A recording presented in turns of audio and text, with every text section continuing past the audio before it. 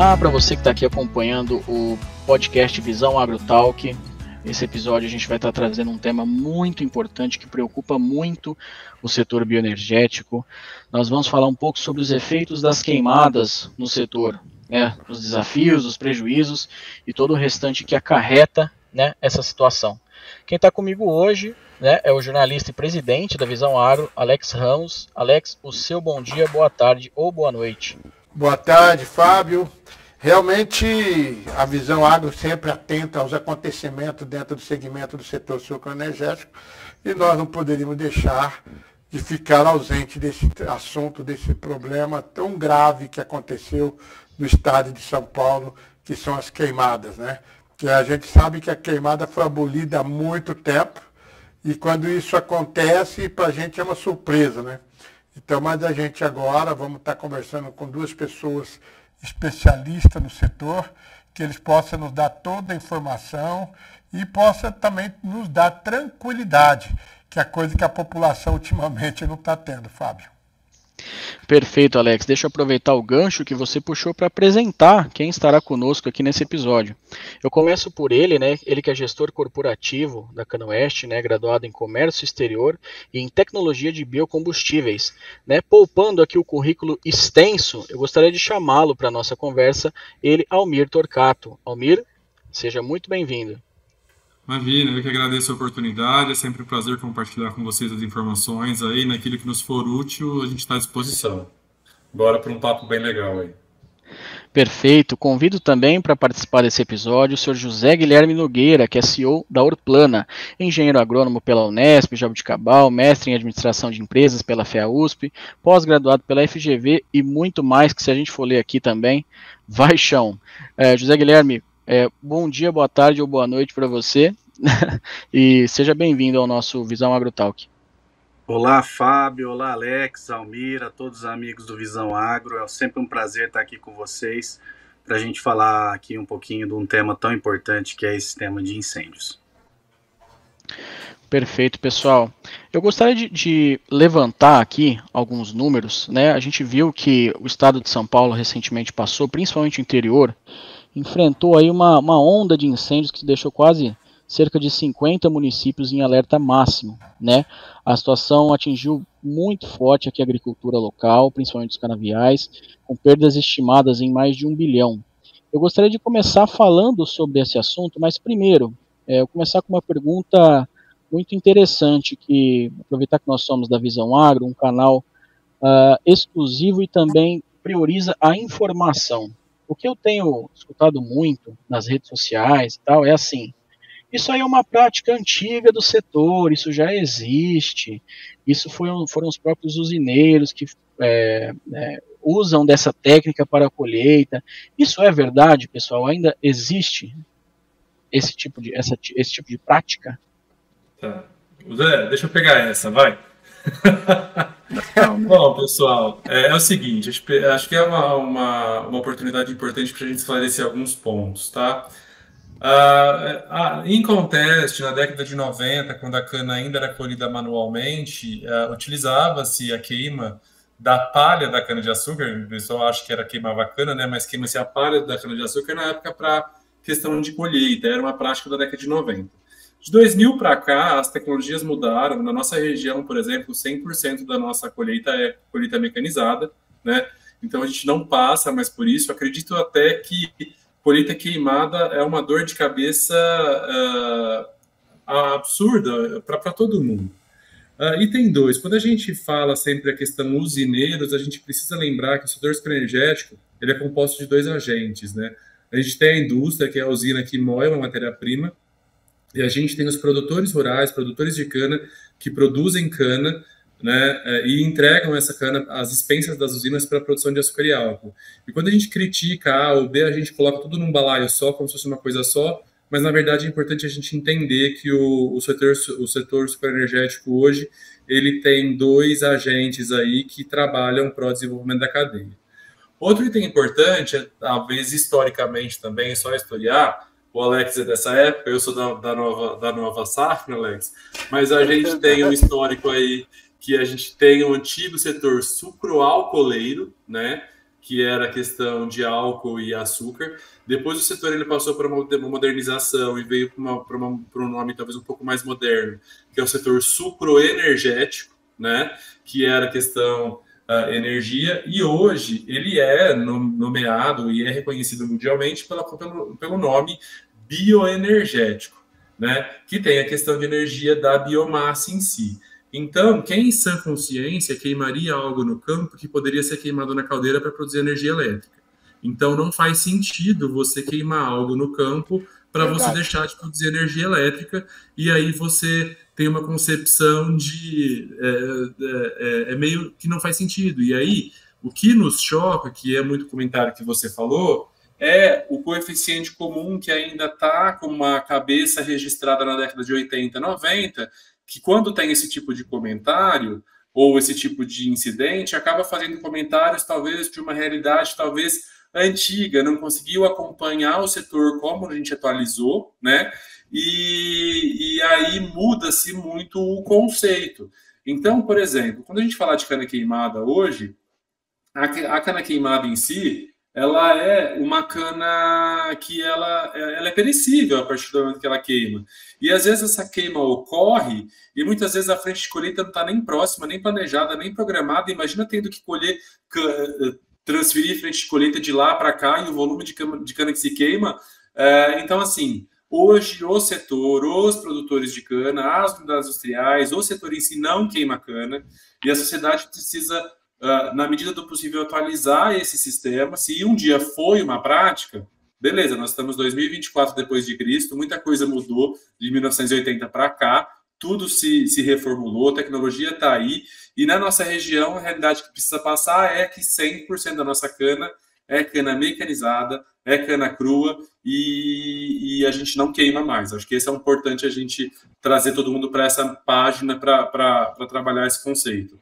Você quer completar, Zé? Sim, eu acho que você foi no ponto, viu, Almir?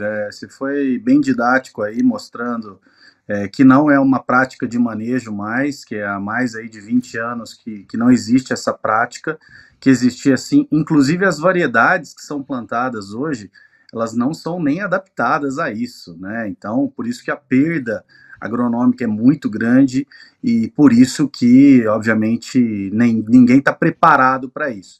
A gente não chama nem de queimadas quando acontecem esses casos, a gente chama de incêndios mesmo, né? Que queimada é uma prática de manejo e incêndio é diferente. Incêndio é o que acontece sem planejamento, sem ação e muitas vezes aí de caráter eventual, sem intenção. Perfeito. Inclusive, só colocando em cima, né, como me disse, né, eu sou do tempo mais antigo. Na verdade, eu sou do tempo que a cana era usada só para fazer garapa, rapadura e cachaça, né? Sou dessa época. Então, depois que a gente foi vendo que a cana ela poderia gerar outros produtos, subproduto dela, e inclusive usavam pequenos proprietários, né, pequenos sitiantes, usavam a cana também para alimentar o gado que eles tinham naquela época, né? Então, depois que a coisa foi expandindo, né? E outra coisa, que naquela época, quando tinha queimada de cana que as usinas faziam, era tudo planejado, não era feito à torta direito, não. Já tinha toda uma equipe, tinha um lugar limitado para fazer aquela queima. Agora, o que aconteceu agora no mês de agosto, porque o mês de agosto, no meu tempo, era o mês do cachorro louco e o mês dos ventos, né? E quer dizer, com essa queimada, o vento favoreceu muito, né? Para poder expandir isso, né? Agora, o que aconteceu foi um terror, né? Todo mundo ficou com medo. As pessoas das grandes cidades ficaram apavoradas. Eu sou aqui da Experimental, aqui na Fazenda Experimental, o Almir conhece, onde é Experimental. Chegou a queimar algumas casas lá. Queimou o campo de futebol, queimou a pensão que eles recebem estudante, engenheiro agrônomo, tudo ali, zootecnista. A pessoa chegou a queimar. Então, você imagina a agressividade com que as chamas chegaram. E, realmente, isso preocupou, né, todo mundo, né? Então, a gente ficou assim, bastante assim, sem entender como que isso foi possível. Por isso que nós estamos aqui conversando com vocês para saber se hoje já tem o controle, porque sei que não é fácil. Eu fico imaginando a cabeça de vocês quando isso estava acontecendo e vocês ali querendo resolver o problema da maior forma, da melhor forma possível. Como que vocês enxergam isso hoje? Ainda corre risco, Zé Guilherme? Depois o Almir pode responder também. Sim, Alex, você mencionou muito bem. Eu acho que as condições que nós tivemos, né, foram condições muito desfavoráveis para o produtor e favoráveis para os incêndios, né? Umidade relativa abaixo de 15, isso há mais de 2 meses, né? Nós tivemos também temperaturas altas, ventos acima de 75 km por hora, e cidades com 130 a 130 dias sem uma gota de água, né? E com uma biomassa grande, que é a biomassa da cana. Então, todos esses fatores favoreceram para os incêndios acontecer, né? E, infelizmente, com ainda ações humanas, vieram a ignição, né? Que é a bituca de cigarro, que é os incêndios criminosos, que são também os métodos de limpeza que algumas pessoas ainda utilizam na periferia das cidades, como limpeza de terreno, limpeza de lixo. Geralmente está à margem dos canaviais, esse tipo de terreno, né? Sim, não, e além até ações religiosas, né? O cara vai lá, acende uma vela próximo ao canavial para questões religiosas. Gente, então a ABAG tem um estudo, a ABAG RP tem um estudo que mostra que 75% dos focos de incêndio se iniciaram ou em beiras de rodovia ou na periferia das cidades com essas limpezas de terreno. Então isso mostra claramente. E nós ainda estamos em condição, né? O tempo ainda está seco, não choveu, a previsão das chuvas ela só vem para meados de outubro para frente, e ainda com biomassa. Então a gente ainda tem condições para que incêndios aconteçam, e a gente precisa tomar muito cuidado com isso, Alex. Hoje de manhã eu estava trabalhando, estava ouvindo o rádio enquanto dirigia, né? Eu não me lembro qual emissora que eu estava, eu não consegui checar se era verdade, mas provavelmente devia ser. E me passaram no rádio a umidade do dia, que estava acho que 9% hoje, né? Aqui na região de Ribeirão Preto. E fizeram um comparativo que o deserto do Saara é de 12 a 18, se eu não me engano. Caramba! Né? Então, que a gente estava nessa condição de umidade relativa. Esse é o primeiro ponto. Outro ponto que acho que o Zé conseguiu trabalhar e a gente pode desmistificar é a questão da interferência humana. Acho que a gente precisa lembrar que, assim, o Alex, eu vou tentar fazer um link entre as duas posições, mas, assim, o Alex comentou da dificuldade disso para a cidade, né, que realmente a cidade foi tomada de fumaça, etc. e tal. E a gente acha, ou talvez tende a entender que isso é um problema muito para a parte urbana. Mas a gente esquece que existe uma outra sociedade que vive no campo também e que sofre nas mesmas condições ou talvez corre muito mais risco que a própria cidade, se você parar para pensar. Certeza. Nós tivemos pessoas que, eu particularmente, nós como Canoeste, a gente investe, né? E acho que um ponto é explicar o quanto se investe na prevenção. Acho que isso, o quanto todos os produtores, todas as indústrias, as associações em si investem na prevenção e gastam-se muito dinheiro para prevenir, justamente porque sabe que a cana, em tese, é um produto biológico de alto teor comburente e que em épocas favoráveis nessa condição, né, é sim um terreno fértil para acontecer incidentes como esse. O que às vezes nos choca é que a interferência humana ela está sempre muito atrelada. Então, às vezes, eu lembro que ano passado aconteceu um incêndio absurdo aqui na região do Sertãozinho. E falaram assim, mas não teve... não começou na beira da rodovia, não começou na beira de estrada, começou no meio do canavial mesmo. Você sabe o que aconteceu? Tivemos, naquela época, furto de fios, de fiação das áreas rurais. De elétrica. E aí, as pessoas que furtaram os fios levaram afastadamente no campo para derreter aquele fio, para tirar o plástico e ficar só o cobre. E aí, para trabalhar, para vender aquilo, eu não sei como, mas assim, e aquilo fez com que aquele incêndio chegasse em condições assim, absurdas. E aí, como é um material comburente, ele vai se alastrando. Hoje o setor ele tem técnicas de conter, né? Então, quando você tem se você vai fazer uma queimada programada, né, não que isso aconteça, se você pensa fazer alguma coisa nesse sentido, você está preparado logisticamente para você conter. Então, na hora que você coloca, você sabe como vai para não se alastrar, né? Mas a maneira como vai, não tem ninguém nem preparado para se conter. Então, eu participo do plano de auxílio mútuo da região do Sertãozinho, agora no desenvolvedor da Bebedouro, e assim vai por diante, relatos de cenas de horror, produtores nossos pedindo socorro para evacuar a casa com família, com criança e mulher grávida, e assim, para eles se ajudarem entre si. O que é o plano de auxílio mútuo? Hoje nós temos produtores que criam comunidades locais e criam um canal de comunicação, e havendo qualquer problema, incidente localizado, um vai ajudar o outro de maneira a se conter ou se preservar. Só que os focos eram tantos ao mesmo tempo que ninguém conseguia nem se ajudar, né? Todo mundo tentava socorrer o que dava, mas assim, eram cenários de horror.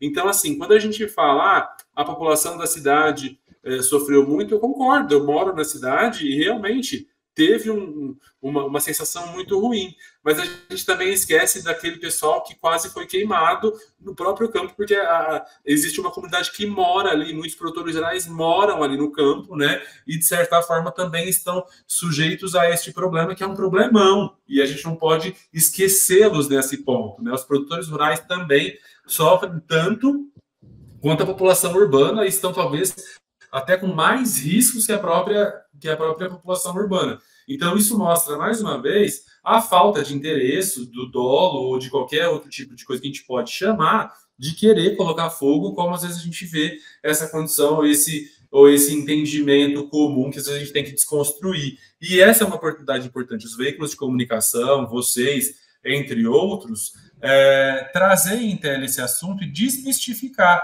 para que a população também saiba que é um problema da sociedade como um todo e sempre, na maioria das vezes, tem interferência humana e que não é o produtor. Muitas vezes a interferência humana tem a ver com outros fatores, às vezes inclusive urbano, como o próprio Zé bem disse, quando aquela pessoa decide colocar fogo em terreno para incinerar algumas coisas, principalmente na área periférica, que tem bastante conexão com a área agrícola, né? E às vezes acaba se alastrando e colocando tudo em risco. Acho que esse é um ponto importante a gente abordar aqui.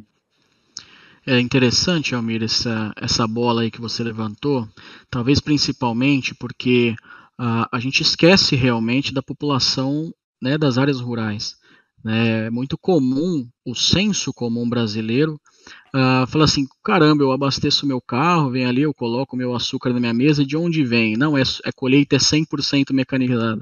A gente esquece que tem os, né, fazendeiros, donos de terra, os operadores das máquinas, enfim, essa população que tangencia... Os produtores agrícolas, que às vezes eles, na verdade, não são lembrados na cadeia. A gente acredita que Exatamente. Quem produz açúcar e etanol é só a usina.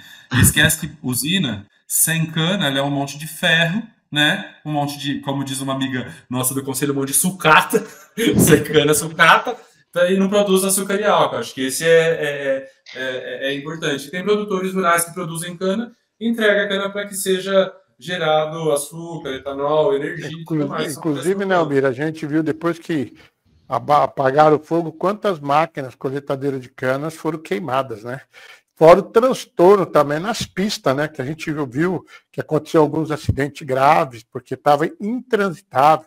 Eu tive pessoas aqui de Sertãozinho que ficou preso nas cidades vizinhas, porque não podia vir para Sertãozinho, porque era impossível atravessar aquelas fumaças.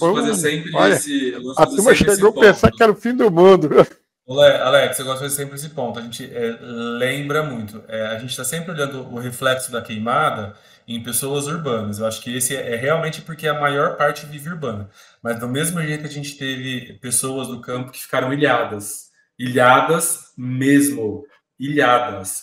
Eu tive pessoas que ficaram... na segunda-feira eu atendi aqui gente que queimou casa, queimou tudo. Entende? Então, assim, ficaram ilhadas, não conseguiam sair nem da propriedade. Acharam que era o fim. Né? Só para você ter uma ideia, Almir, A minha sobrinha trabalha em Matão, ela vinha vindo embora para Sertãozinho, ela não conseguiu chegar em Sertãozinho, ela teve que dormir em Jabuticabal.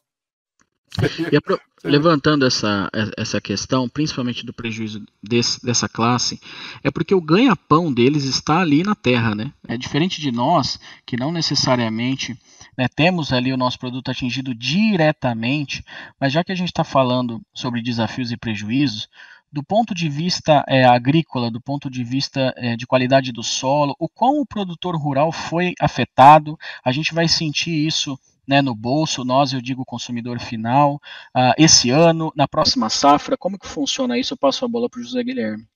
Não, obrigado, Fábio. Bom, acho que é importante mencionar que não foi só a cana que pegou fogo, viu, gente?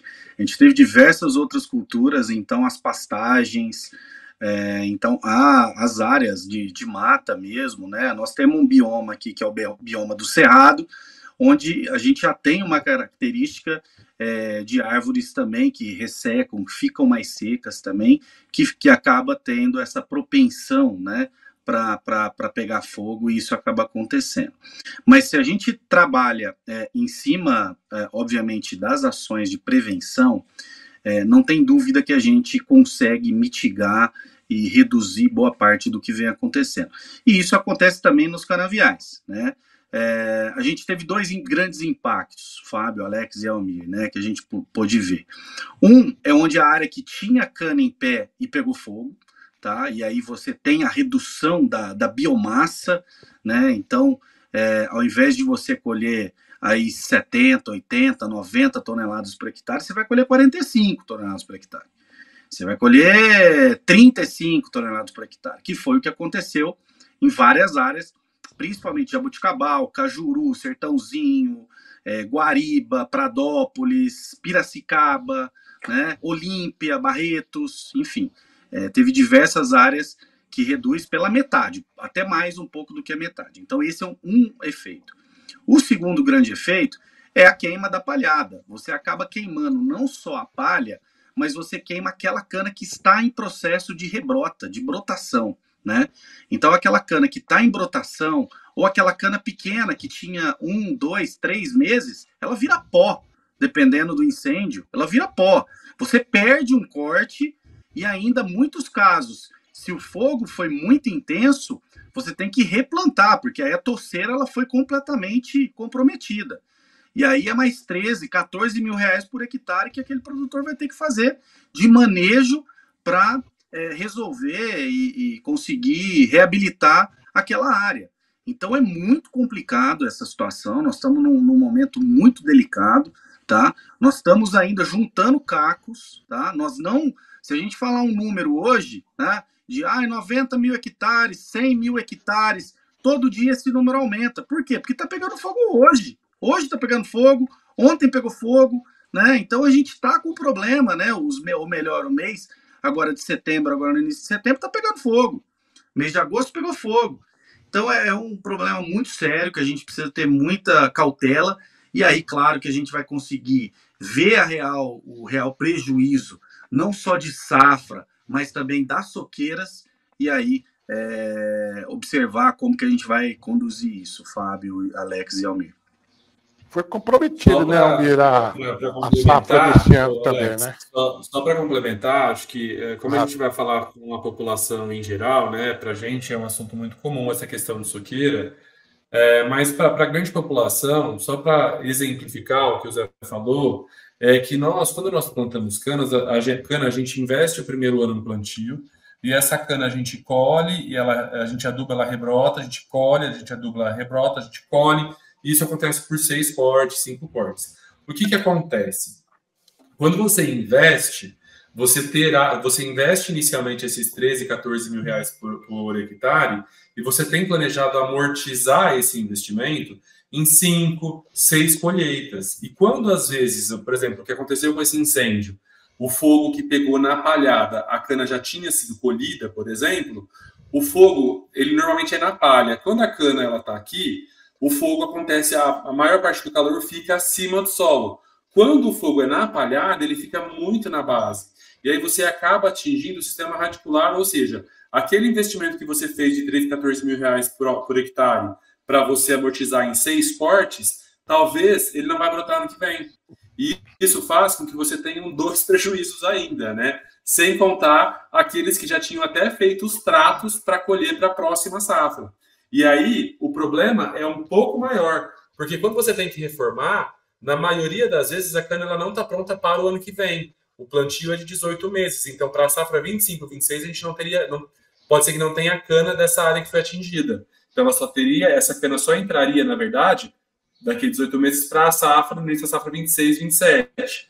Então, mas é para a população entender como a gente fala, o que é uma soqueira, que é, na verdade, a rebrota que está lá para novo corte na próxima. E isso mostra que o prejuízo é ainda maior do que se vê. Quando o Zé fala de números, eu concordo com ele, e assim, a postura da Canoeste até agora, óbvio que a gente tem nossos dados, porque a gente está falando de dados dos nossos produtores associados a nós, mas assim, a gente não consegue mensurar porque a gente tem acesso aos produtores que são associados a nós. Então, assim, e nesses produtores que são associados, a gente tem áreas próprias, áreas de indústrias, áreas de outros produtores, áreas de outras associações, isso é muito, muito, muito maior.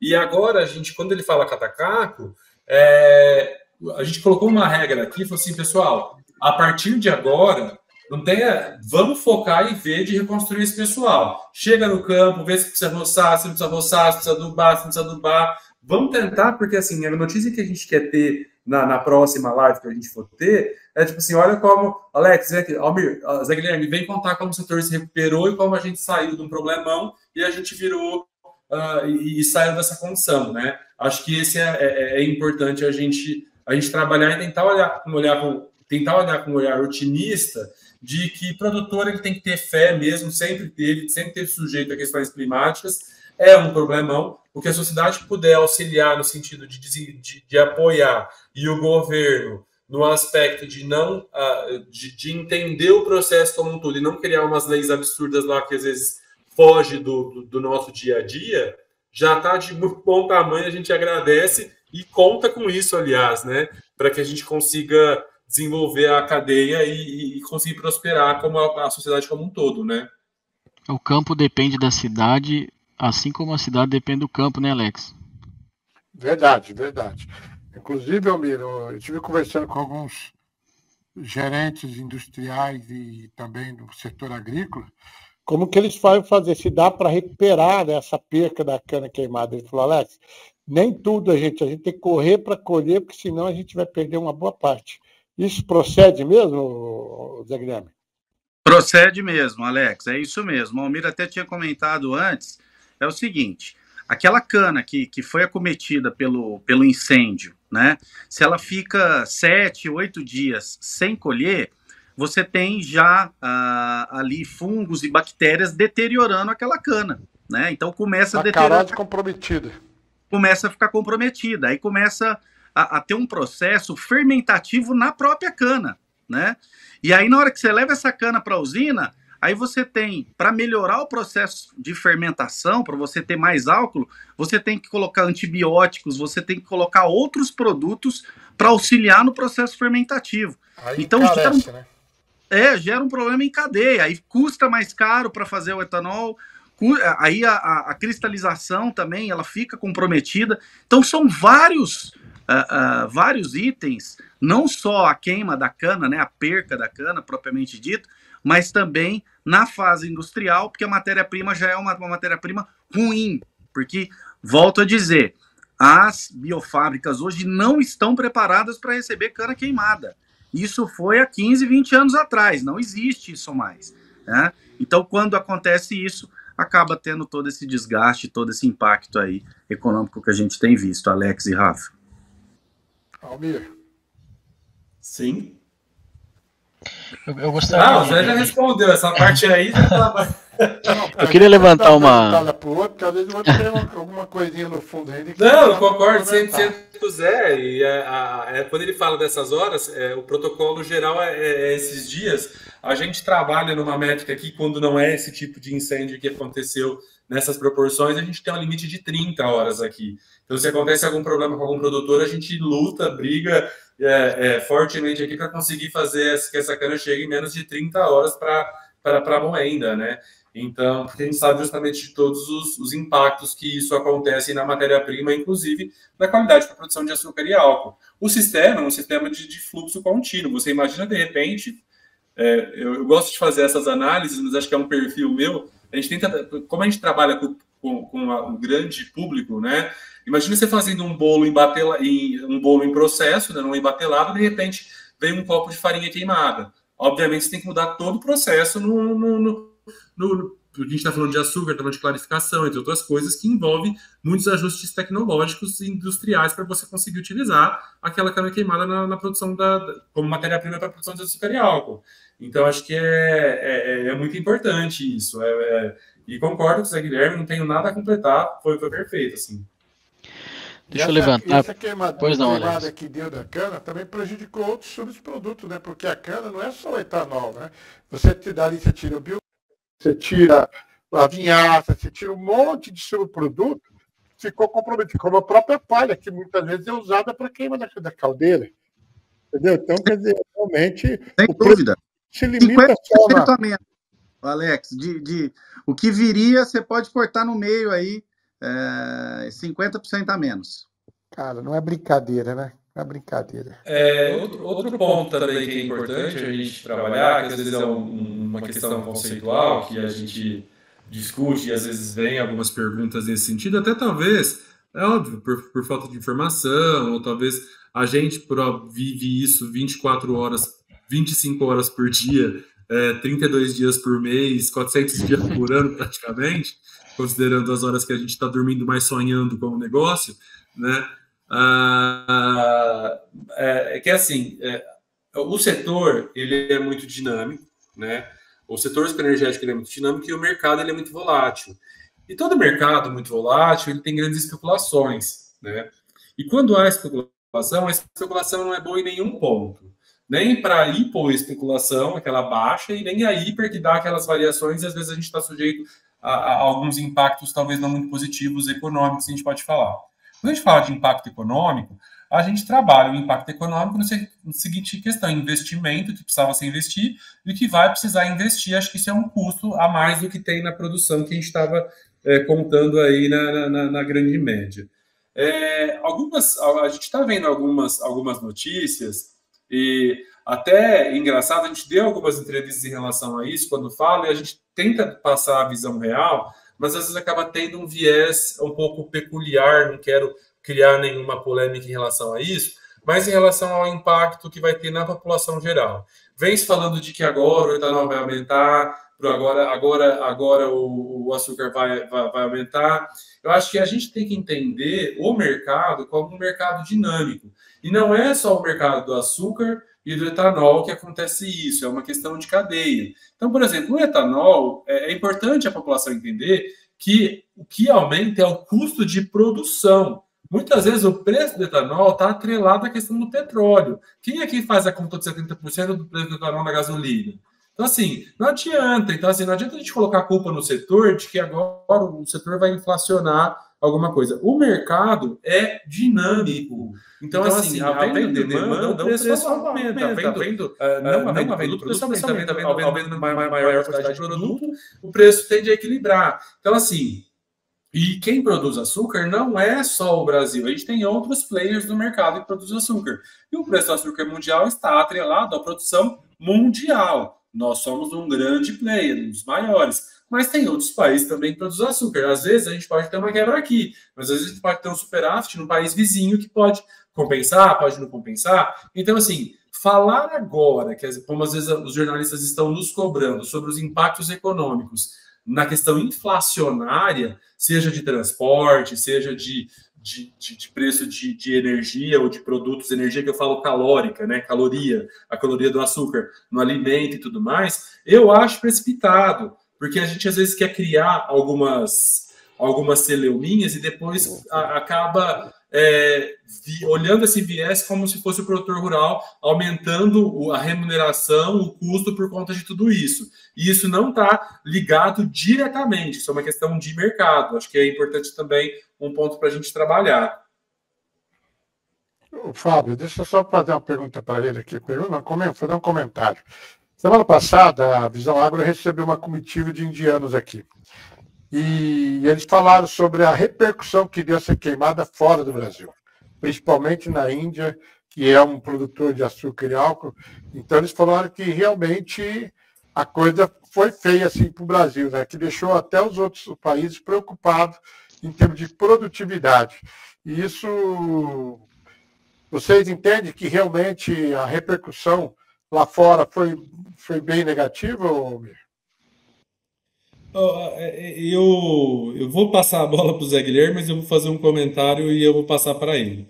Sobre repercussão negativa, a gente está falando de países que vendem açúcar. A gente está falando de produção de açúcar. Então, assim, não é uma questão positiva ou negativa. Eu acho que a questão negativa fica em relação, talvez, a algum conceito de sustentabilidade que às vezes as pessoas podem entender, ou às vezes alguma comunicação um pouco mais agressiva ou redirecionada, de que a gente faz isso porque é uma prática, e isso não é. Né? Esse é o primeiro ponto. O nosso setor ele é extremamente sustentável nesse sentido. A questão de valor de produto, como eu disse, o mercado de açúcar é um mercado muito volátil.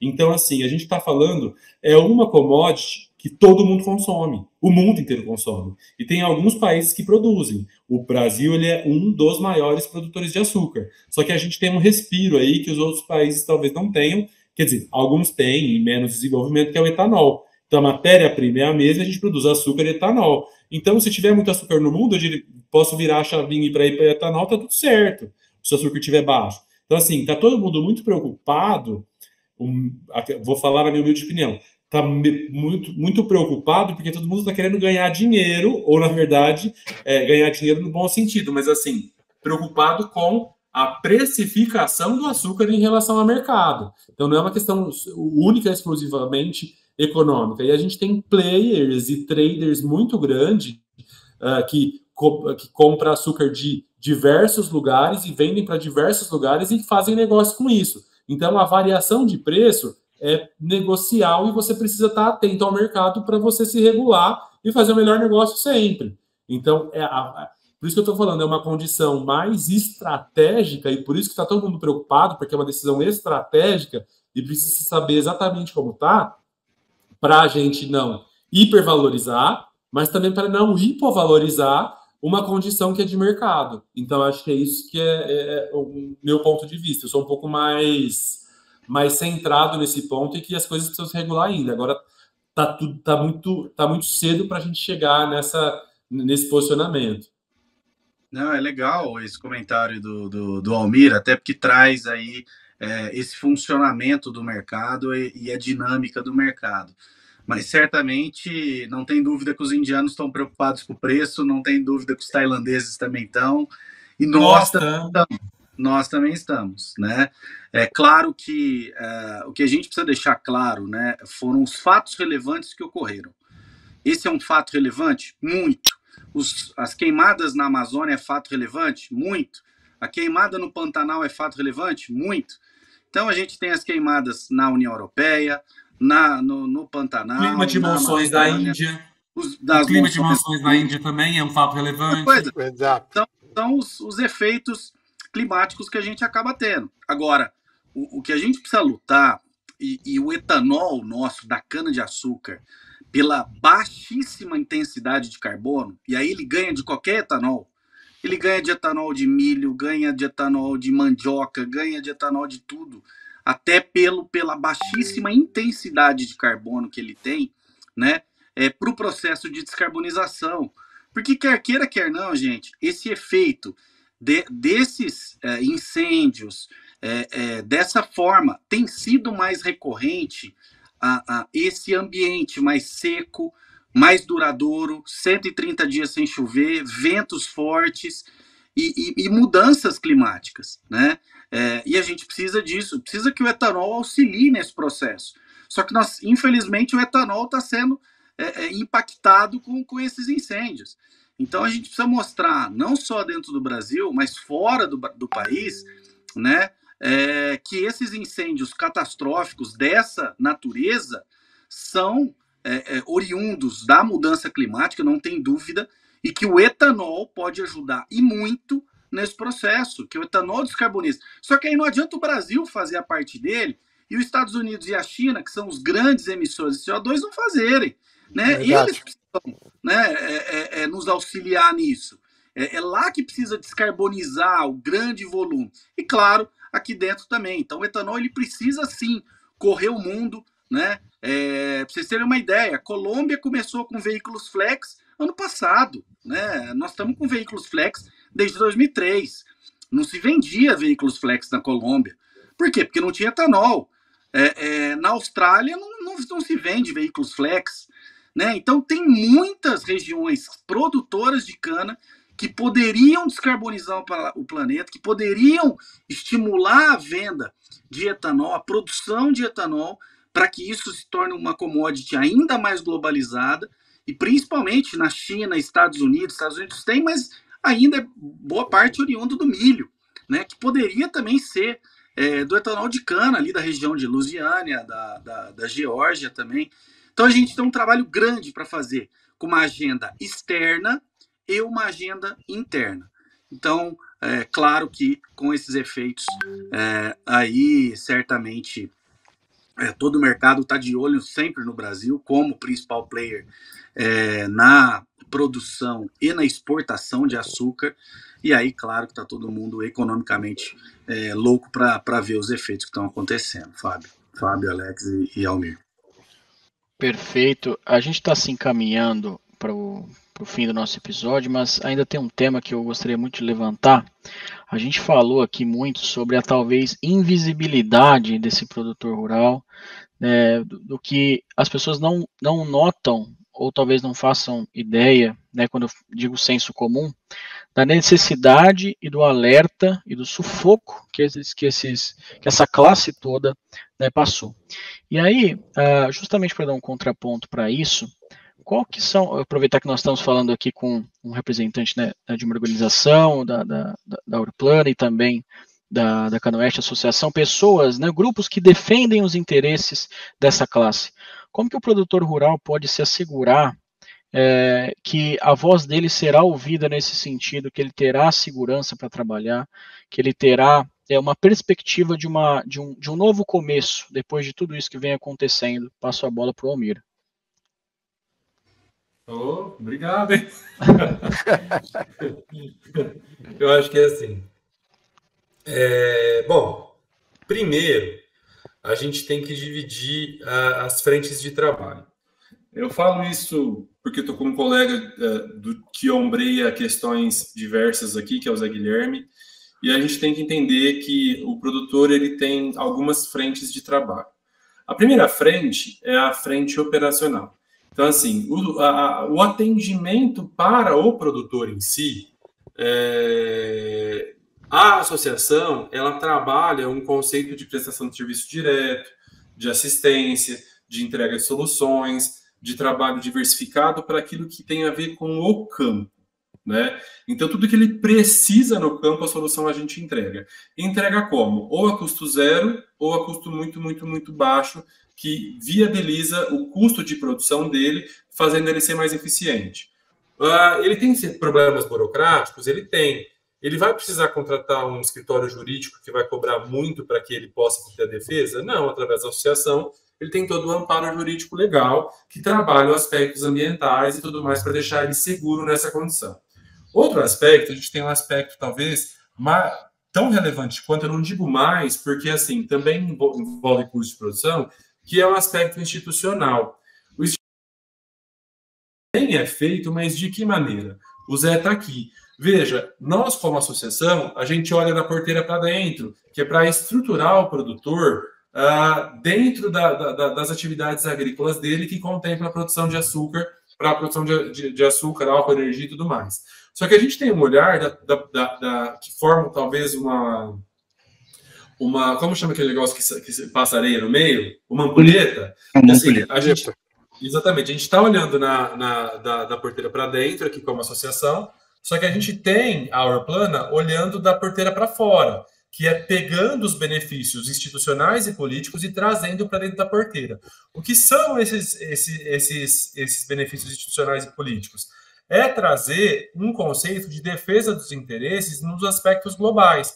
Então, por exemplo, as questões políticas que estão sendo trabalhadas junto do governo do Estado, que é através do plano, o Zé pode falar bem melhor que eu em relação a isso, que é para defender os interesses mais nesse aspecto mais macro. Então, assim, tem a questão de multas ambientais, precisamos de um acordo do Estado em relação a isso, que vá proteger o produtor nessas condições. Tem questões importantes no aspecto de benefício de remuneração para energia elétrica que está sendo trabalhada no próprio Consecana, para que ele possa ser revisionado e traga outros benefícios para o produtor rural em si, questões de aferição de preço, revisão e tudo mais, de atualização.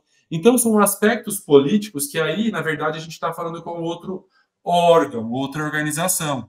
Ou seja, as associações se organizam para que elas possam focar da porteira para dentro, e essas associações organizadas colocam um ente maior para trabalhar nas esferas políticas e institucionais para trazer esse benefício para o produtor, que a gente consiga fazer da porteira para dentro. E muitas vezes esses agentes são, através da Orplana, os agentes que, na verdade, são compostos pelas associações, porque a Orplana é composta pelas associações em si. Então, de um jeito ou outro, a gente está olhando tanto da porteira para dentro quanto da porteira para fora. E aí, esses aspectos, você pode falar até melhor que eu, que esses aspectos políticos, que acho que é o escopo deles aí para trabalhar. A gente conhece, mas é importante que ele fale. Não, bacana. Eu acho que o Almir foi bem didático aí, mostrando o papel das associações e da Orplana. Então, a Orplana, como uma organização, né, ela é um conjunto de associações que formam a Orplana, tá? E aí é do Brasil inteiro. Então, nós temos hoje 35 associações, né, com 33, entraram mais 2 agora do estado de Minas Gerais, então nós temos do estado de São Paulo, a grande maioria, né, seguido depois pelo estado de Minas, Goiás, Mato Grosso do Sul, Alagoas, que são aí as associações que compõem todo o sistema Orplana. E claro que a demanda que vem do produtor, né, por qualquer assunto, por exemplo, tecnologia, de aplicação, por exemplo, aérea, né? E aí ele passa essas discussões para a associação e a associação repassa isso para a Orplana para que a gente tenha voz, isso dentro do Congresso Nacional e dentro de diversos outros agentes. Porque é muito melhor, né? É muito mais prático a gente lutar por 35 associações do que uma associação só ir lá no Congresso Nacional e falar, não, ó, eu quero isso desse jeito. A força é mínima, né? Então, quando a gente se une, a gente mostra toda essa cadeia do produtor. Então, nós estamos falando de 80 milhões de toneladas de cana dentro do sistema Orplana, nós estamos falando de 13 mil produtores rurais, nós estamos falando da maior associação de produtores do mundo em volume de cana, não em número de pessoas, porque ninguém bate a Índia, né? A Índia é difícil você... Qualquer coisa é difícil bater a Índia no critério. A Índia já passou a China, né, de população. Número de pessoas, produtores, né? Sim, mas em volume de cana, não. Só a Orplana é maior do que a Austrália, Colômbia juntos. Pra vocês terem uma ideia do tamanho da Orplana, né? Mostrando o efeito. Então, representando aí os produtores representam 41% da cana do Brasil, né? Então, não a Orplana, né? Os produtores rurais em si, tá? Os outros 60% acaba sendo das unidades industriais que acabam tocando as próprias atividades, mas 40% fica dos produtores. Então, a ação que a Orplana tem, não só institucional, né, mas também de preparação das associações. A gente tem um aspecto muito grande nisso, né? Então, com articulações não só no governo federal, mas no governo estadual, no judiciário, como o Almir bem colocou, né? Às vezes os produtores não fazem ideia, mas vou citar algumas ações que vêm acontecendo. Por exemplo, alguns municípios hoje, ele tem autonomia de fazer a proibição da aplicação aérea, tá? Então, vários municípios começaram a instituir a proibição da aplicação aérea. Então, vai lá a Orplana, junto daquele município ou junto do SINDAG, que é o órgão de aviação também, para que a gente possa restituir, quebrar isso e conseguir fazer a aplicação aérea. Por exemplo, tem municípios... mesmo no estado de São Paulo, que são contra a aplicação aérea, fala que vai matar a abelha, fala que tem que proibir, que não tem que acontecer. Para complementar esse negócio da aplicação aérea, por exemplo, o que acontece? A gente tem que ver que é uma questão de organização. Então, às vezes, a pessoa que está pleiteando a condição de aplicação aérea não tem dado, na verdade, não tem nem estratégia para falar que é necessário ou não é necessário proibir naquela condição. E é importante a gente, no Congresso, onde a gente está, trazer as informações que apoiem os deputados na votação, etc. e tal, para trabalhar esse conceito e trazer a informação real. Então, às vezes, são informações, talvez recortes de informação. A questão da aviação era matar abelha. Peraí, gente. A gente está falando de que apiários, na verdade, eles precisam ser organizados, precisam ser registrados, precisa saber onde tem, onde não tem. Como você sabe que vai matar abelha se você não sabe nem que se tem apiário ali, né? Então, algumas decisões talvez um pouco mais corporativistas, que focam em determinados nichos de mercado, e que aí às vezes acaba trabalhando pró ou contra uma cadeia inteira por uma decisão unilateral. Então, a ideia não é liberar ou desobrigar, assim, precisamos trazer em tela esse assunto de uma maneira mais inteligente para que a gente possa provar, por A mais B, se isso faz sentido ou se não faz sentido, porque às vezes os nobres vereadores de determinados municípios não têm sequer condição cognitiva para entender esse determinado assunto e a gente precisa ir lá mostrar a verdade para eles, entendeu? A pegada do drone não facilitou isso também, porque o drone agora ele passa no determinado lugar programado, coisa que os pequenos produtores reclamavam que passava o veneno, esparramava e atingir a pequena propriedade dele. Agora o drone ele é mais localizado, não passou a resolver esse problema. O drone ajuda, tá tudo certo, talvez as ferramentas estão mudando, mas inclusive até esses aviões, existe plano de voo, plano de rota, geolocalizado onde cai onde solta os jatos. Até nível de aspersão eles têm, né? Até o nível de aspersão que se tem. Então, assim, a tecnologia hoje é muito. Por exemplo, se a gente for fazer uma pulverização aérea, eu consigo mostrar na tecnologia exatamente onde o produto foi aspergido. Então, assim, trazer essa realidade para quem está fazendo uma lei na cidade que não tem sequer conhecimento do processo, entende? Então, essas instituições como a Orplana trabalham esse conceito de levar esse olhar um pouco mais tecnificado sobre determinados assuntos para pleitos que às vezes a gente na fazenda não consegue estar de olho. A gente sabe o que está acontecendo, mas não consegue diretamente ir lá defender esses interesses, entende? Então, por isso que o produtor ele tem esses interesses atingidos dessa forma. Sim, sem dúvida. Tem também outros assuntos, que aí é com secana, por exemplo, que aí a gente acaba negociando via Orplana com as usinas.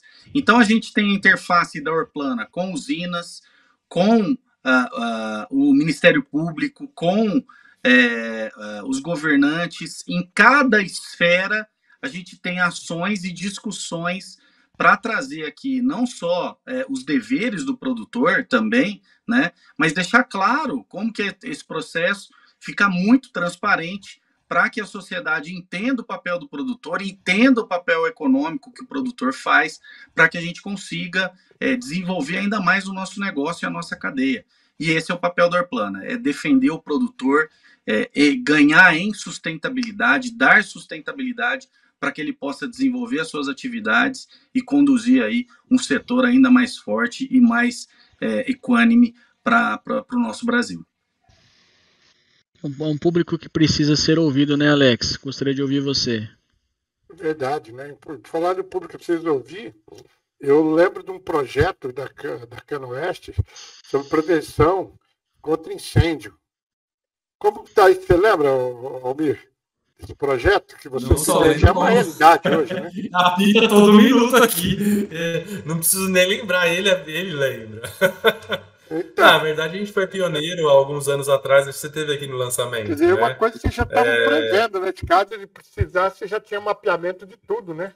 Qualquer foco. Não, a Canoeste tem hoje, é que assim, tem algumas associações que justamente pelo portfólio de prestação de serviço, consegue ter um banco de dados parrudo para poder entregar essas ferramentas de desenvolvimento da cadeia.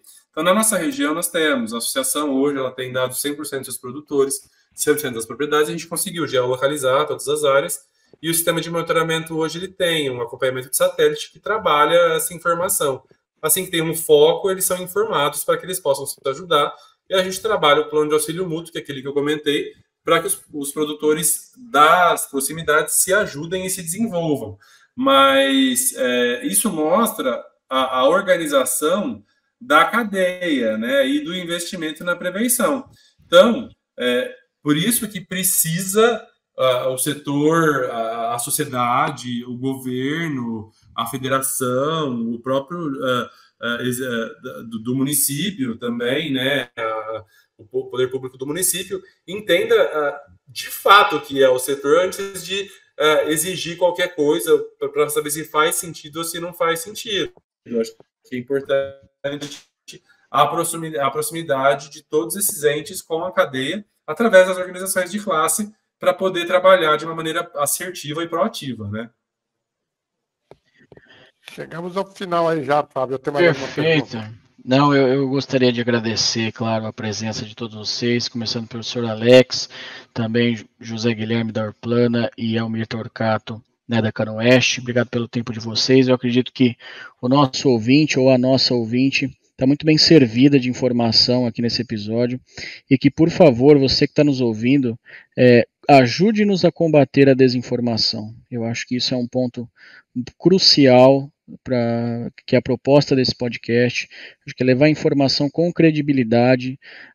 Hoje é uma discussão que cabe, claro, muito tempo, mas como todos são donos da verdade, muitas vezes ninguém sabe qual é a verdade, né? Então é importante sempre ouvir os especialistas aí no assunto para poder trazer uma clareza maior para o nosso tema.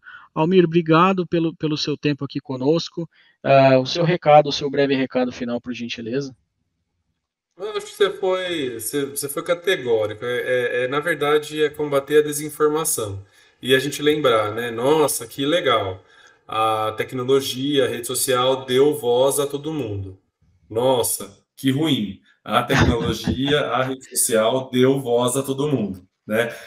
Então, nessa condição, cabe a gente ter uma análise, né? Tentar ser imparcial quando a gente lê alguma coisa e tentar raciocinar se faz sentido para a gente não só replicar uma desinformação e poder criar uma crise que não tem sentido. José, agora obrigado novamente por seu tempo aqui conosco, espero que você tenha gostado. Seu breve recado final, por gentileza. Fábio, Alex, eu que agradeço aí o convite, é sempre muito bom estar com vocês aqui do Visão Agro, que priorizam e trabalham muito em prol da cadeia.